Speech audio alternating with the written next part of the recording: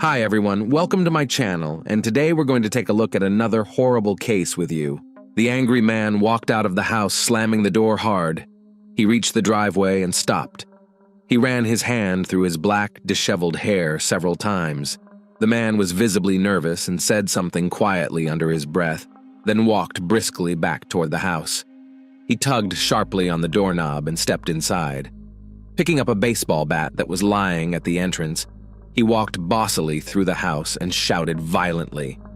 At his screams, a blonde-haired young woman ran out. As soon as she approached him, he struck her on the head with the bat. The woman fell unconscious, and instantly a pool of blood formed on the floor around her. The enraged, dark-haired man continued to strike the immobilized woman until his fervor subsided. It is hard to imagine, but it happens that in such a paradisiacal place of the planet as New Zealand can happen such bloody tragedies. After all, New Zealand is first of all a picturesque nature with its unique flora and fauna, which creates a comfortable climate for people to live in. People living here have a high standard of living with a measured and calm way of life, where there is no corruption and crime is close to zero.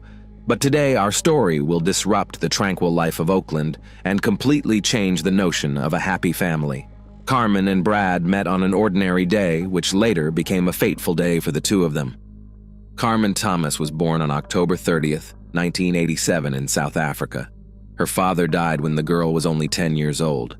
Heavily bearing the loss, her family moved to relatives in the town of Whitby in the United Kingdom. But in another country, the long-awaited peace never came, and after a while, her family moved back to South Africa. Carmen, who was over 18 years old at the time, decided to stay with her relatives and later moved to live in London. In London, Carmen completed her studies and earned a master's degree in marketing. She had a strong and mischievous personality that attracted people. Carmen was a loyal friend and comrade for many people, but a beautiful life in a large metropolis required a lot of expenses, and the girl had to work hard to ensure a decent standard of living. During the day, Carmen worked in the store as a marketer, and in her spare time she worked part-time in a gentleman's club. Despite her strange choice in the service industry, Carmen was a girl of strict rules and never allowed herself unnecessary and even more so undignified behavior, which was very much appreciated by important clients. It was there that she met an attractive and flamboyant man, Brad Callahan. Bradford James Joseph Callahan was born in New Zealand in April 1978. The boy's parents separated when he was 9 years old. Little Brad stayed with his mother, after which they moved to Australia. In 2001, Brad graduated from university and received an engineering degree in the construction industry. At the invitation of a large construction company, he moved to the UK, where he was offered a position as chief structural engineer for a large business complex. For important negotiations and added status, Brad turned to a gentleman's agency, and his choice fell on the beautiful Carmen. The man was intelligent, tall, black-haired, with bright dark eyes, but he could not afford a real relationship because of too much ambition and busy career. He had no free time for a permanent relationship.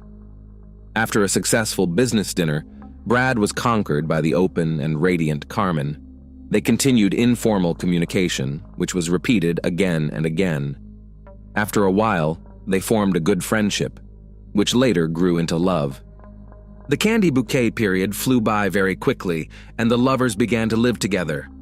Their life together was based on trust and care. They sincerely supported each other and looked absolutely happy. After a while, Carmen became pregnant, and Brad decided that the best solution for them would be to return to New Zealand, to a country with clean air and a measured course of life. They returned to Auckland. In March 2005, Carmen and Brad had their son Jack. Jack brought more joy and happiness into their lives. From the first days, Carmen and Brad took care of his safety and provided everything they needed for his happy childhood. To them, Jack was the most important thing in their lives. However, with the birth of their son, serious disagreements arose in their relationship. The first misunderstandings appeared because of the upbringing of the child. The relationship between the lovers became turbulent and unstable, and after 3 years they parted, but retained joint custody of the child. The breakup was difficult for both of them, but they sincerely tried to keep a good relationship for the sake of little Jack. Wanting support and wanting to be surrounded by family, Carmen and Jack moved in with Colin, Carmen's half-brother, who also lived in Auckland. Gradually, emotional balance returned to Carmen, and she began a new life without Brad. In 2008, Carmen moved with her young son to a house on a neighboring street to Brad's so that the son would be closer to his father. The young woman, who lost her father at an early age, sincerely wished that her child would always have a father around as much as she could. Despite this decision, many of Carmen's friends and family thought the couple still had a good friendship, but they only spent time together for Jack's interests. However, life went on. Carmen and Brad tried to find happiness separately again. Brad continued to work as a construction engineer, and in May 2009 he started a new relationship with a girl and even got engaged. Carmen was busy raising her son and resumed her services in the gentleman's club, which quite hurt Brad. He sincerely believed that the mother of his child should never again be interested in dubious earnings. This disagreement became a boiling point in their good relationship. With each passing day, the situation grew more heated. Carmen gave ultimatums to Brad, and he in turn simply ignored the requests of the former lover. Nevertheless, Brad entered into a new marriage and was preparing to become a father again. New financial obligations directly reflected on the alimony, which he paid under the agreement Carmen for the maintenance of Jack. The money was the last straw in a series of scandals. On March 19, 2010, neighbors called the police. The police officers arrived and responded to an incident of domestic violence. Carmen attacked Brad during another quarrel and received a warning. The relationship finally deteriorated. Arguments did not stop even at a distance. Each new question regarding Jack was perceived by each party in the bayonet and with aggression. Once loving parents for a long time could not agree on what school Jack should go to, and it again led to a number of unsolvable problems and a chain of scandals. On June 29, 2010, Brad again came to Carmen's house to make a new written agreement to pay child support and to discuss a new school for Jack. Carmen was not satisfied with the document, and she kicked Brad out of the house, yelling in the wake that Jack was not his son. Brad left. 2 weeks later, Brad tried to speak to Carmen again, but she did not make contact. On July 13, 2010, he reported Carmen Thomas missing to the police. The police took the report and began searching for the missing woman from video camera images and interviews with neighbors. Reconstructing the chronology of events since the last communication between Carmen and Brad, investigators found out some important details that should help in the search for the woman. They managed to find out that on June 29th, a surveillance camera recorded Carmen at a supermarket near her home. While inspecting the rented house where Carmen lived with Jack, the lack of a garbage can on the outside caught the attention of police. Inside the house, there were also traces of blood on the front door, on the washing machine, near the sink and shower. Forensic scientists used luminol to detect traces of blood left at the crime scene because it reacts with the iron contained in blood hemoglobin. The multiple patterns that appeared confirmed the presence of blood on the bathroom door and on the floor. The landlady told investigators that on June 29th, she heard loud screaming followed by prolonged crying and moaning. Recalling that day, she said she knocked on Carmen's door, but no one answered. She had to look out the window. She saw a street trash can and an overturned fabric horse, which is a drying rack usually made of wood or metal for drying clothes. Startled, the landlady called her husband, but while she waited for him to arrive, Brad walked out of Carmen's house and into the driveway. He was carrying soiled clothes in his hands, and upon seeing the landlady, Brad rushed to explain that Carmen had become ill after a medical procedure and had vomited blood. However, the landlady noticed Brad's condition. He looked like he had just taken a shower. The woman had no reason to disbelieve the man's story and did not call the police. The search continued, and Carmen's cell phone caught the attention of the police. Messages were being sent from her phone on a regular basis, but the manner of communication and tone of the messages were different and did not resemble Carmen's previous manner of communication. The outgoing messages and calls continued until July 10th. Where did the woman go if she needed medical help, and why? The investigators did not have to look for answers to these questions for long. During further investigation, Carmen's car was found. In the back seat of the car was found luggage, clothes, and other belongings of the woman. The examination of the seized suitcase on some of the things were found traces of blood. A note was also found in the car indicating that Carmen owed money to the agency where she worked. In the glove compartment was an envelope with Misty's name on it and the sum of $270. Police Inspector Mark Benefield, after finding traces of blood in Carmen's car, first raised the possibility that the woman had been murdered. Police searched the countryside southeast of downtown Auckland for the body of Carmen Thomas after a new report that her car was spotted around the time she went missing, but the search was inconclusive. The investigation and search for the woman continued. When investigators examined Carmen's and Brad's phones at the same time, they discovered both phones had been nearby the entire time they were being searched, and Carmen's phone was not found connected to a cell tower in Hamilton. Going forward, one of the most important pieces of evidence was the missing trash can.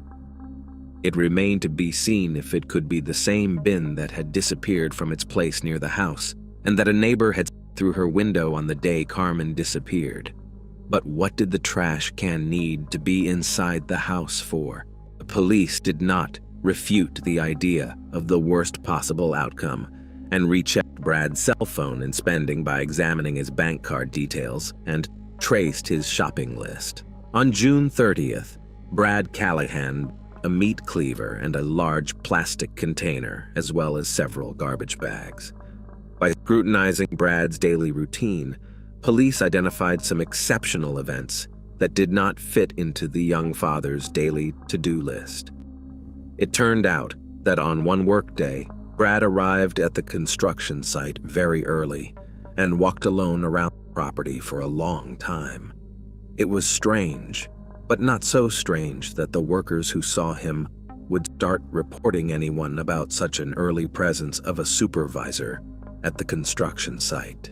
Based on the evidence gathered, such as Carmen's cell phone and questionable purchases, Brad went from victim to suspect. Police believed that Brad Callahan killed his former lover by hitting her several times in the head and carefully hiding the body. On September 21st, Brad Callahan was arrested on charges of murdering Carmen Thomas and attempting to change the course of justice. He pleaded not guilty and is scheduled to stand trial. In a fateful coincidence, Brad's second son from a new lover was born at the time of his incarceration, which caused a wave of emotion and resentment in the young father who was in custody. The man broke down, and 9 days after his arrest, he pointed out to investigators the burial place of Carmen Thomas. Brad thought he had come up with the perfect plan, part of which was to make it appear that Carmen had gone to Hamilton and never returned. He was absolutely certain he had succeeded, but life made adjustments. Under questioning, he detailed the chain of events from that fateful day. After a bad conversation, Carmen kicked Brad out of the house, yelling in the wake that Jack was not his son. Brad left, but 5 minutes later, he came back into the house and hit Carmen in the head with a baseball bat with such force that she immediately fell unconscious. Blood spurted from her wound, staining the floor a bright red. Heavy breathing filled the room, and Brad stood over the body of his victim with a wild scowl in his eyes. He realized he had just done the irreparable, but he couldn't stop. In a fit of anger and resentment at Carmen's words, he threw several punches again. He knew that his act carried irreparable consequences. But everything remained in the shadow of his insane obsession. Memories flashed before Brad's eyes, happy and endless memories that were now gone forever. Brad knew that his life would be forever changed after that disastrous moment, and that he would not be able to get back everything that was. But it did not upset him at all, because by such an act he had solved his main problem, and Jack was now only his. Having come to his senses, Brad took a shower and then quietly left Carmen's house. In the days that followed, he sprang into action to get rid of Carmen's body and cover up the crime. Callahan called his friend and arranged to meet him outside a supermarket. He asked him to buy 3 black garbage bags, a bottle of kerosene and cleaning products, and waited for him outside the store, hoping to avoid suspicion. Brad then went back into the apartment and cleaned it up. He carefully wiped up the blood spatter and then wrapped the body in a bag and took it out in a trash can.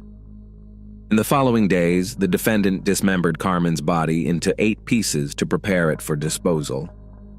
He cut Carmen's legs from her torso at the hip joints. Each leg was cut through the knee into 2 pieces. Her arms and head were also severed from her torso. On July 3rd, he met a good friend at a boat ramp in Oahu Bay, near downtown Auckland. He told him that he had killed Carmen during an argument and needed help disposing of the body, but an attempt to dump the remains into the sea failed due to the friend's refusal to provide a boat. Over the next few days, he drove to Waitakere Ridge in West Auckland and buried the containers in a shallow grave. On July 7th, he drove Carmen's car to Hamilton and abandoned it in a hotel parking lot. He put a suitcase of clothes and several other bags of her personal belongings in the car to give the impression that the woman wanted to leave. But in his haste, he overlooked the fact that the suitcase also contained bloody clothes.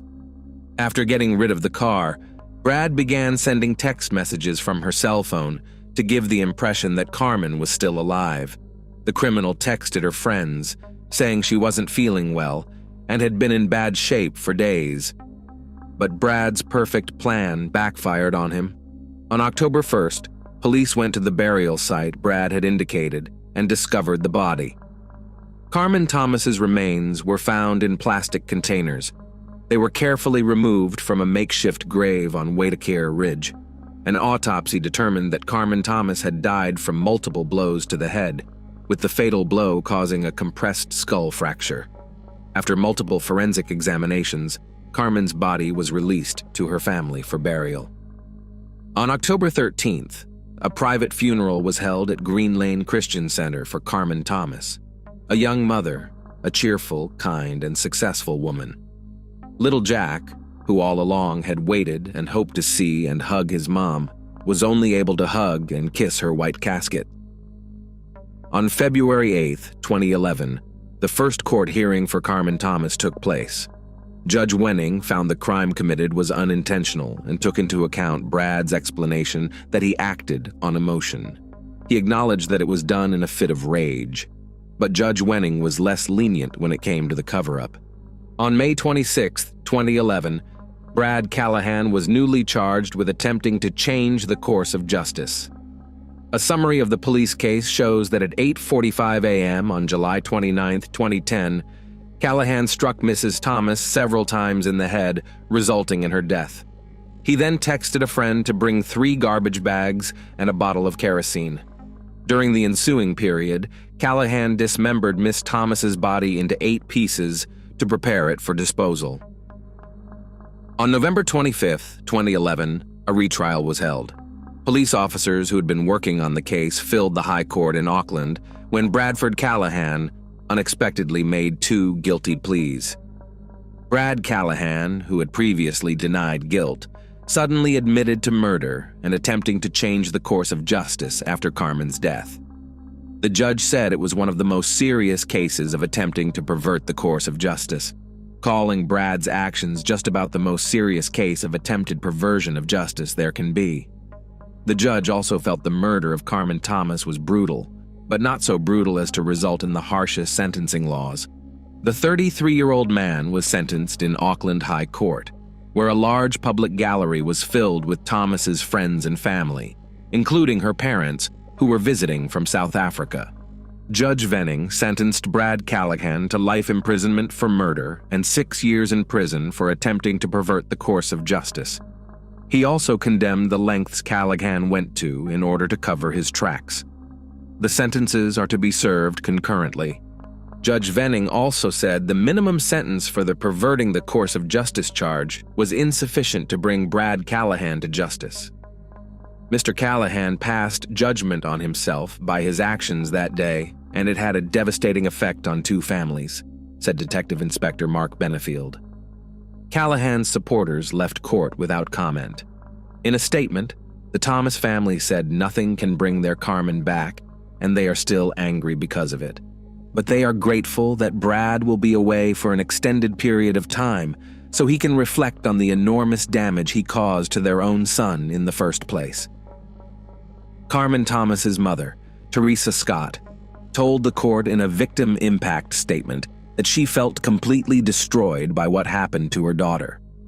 After the verdict was announced, the officer in charge of the investigation, Detective Inspector Mark Benefield, told the court that the justice done is the result of hundreds of hours of police work over the past 10 weeks since Carmen Thomas was reported missing on July 13, 2010. Also, Detective Mark Benefield, during the interview, explained what the work to find Carmen consisted of. He explained that early on in the missing person investigation, they determined that Carmen was most likely murdered. Then the work of gathering evidence, as well as researching information, was carefully conducted. This required a great deal of time and effort to gather, and it was also necessary that proper legal procedures were followed. The detective reported that over the last few weeks, close cooperation with the defendant's employer had not been finalized. Attempts to further investigate part of the Victoria Street construction site would continue in order to find any evidence that might assist the investigation. Until today, we have been unable to comment on media reports about our activities at the facility because we have been very sensitive to the issues of litigation and preemptive contempt of court, said Mark Benefield. He did not rule out the possibility of further arrests and charges in connection with Carmen's death in the near future. Brad Callahan had the courage to take responsibility for his actions in this tragic saga, and he pleaded guilty to 2 charges. But that will in no way change what he did. For the hearts of Carmen's loved ones are broken, their world shattered. Living each new day without Carmen, each of her close family members feels completely destroyed. We will never forgive him for what he did to our family, said Carmen Thomas's mother, Teresa Scott. I could forgive someone for taking a life under certain circumstances, but I can never forgive this man for being able to strip a body and hide it in containers, added her stepfather, Wayne. Callahan's attorney, Stuart Grieve, said his client acted responsibly and does not intend to file a motion. Can a sentence with parole eligibility after 13 years and 8 months be called a ridiculous miscarriage of justice? Obviously, since New Zealand only records about 50 murders a year for the entire country, any crime that is a little out of the ordinary is covered extensively by the national media, as are the court cases for those crimes. It's possible that there was an overbearing bias against the victim at trial because of her line of work. But even if Carmen was antagonistic and pissed Brad off, we don't blame the victim for having her life taken from her, do we? If Brad had wanted sole custody of his son, he likely would have used this prejudice about Carmen's work and gotten his way because he had the opportunity. Instead, he beat her to death and tried to cover it up. In this situation, we are not diagnosing. We are only speculating. In summarizing this gruesome story, the same question comes up repeatedly. It is understandable that in a fit of rage and uncontrollable anger, a person can commit irreparable acts. But what feelings can a healthy person have when he comes up with a plan to dismember a once tenderly loved person? Little Jack Callahan is currently living in another town under an assumed name in the temporary care of his grandmother. He doesn't know that his daddy took his mom's life and must never find out because it wasn't his fault. Absurd. Thanks for watching, guys. Subscribe to my channel. There are many shocking stories ahead of you.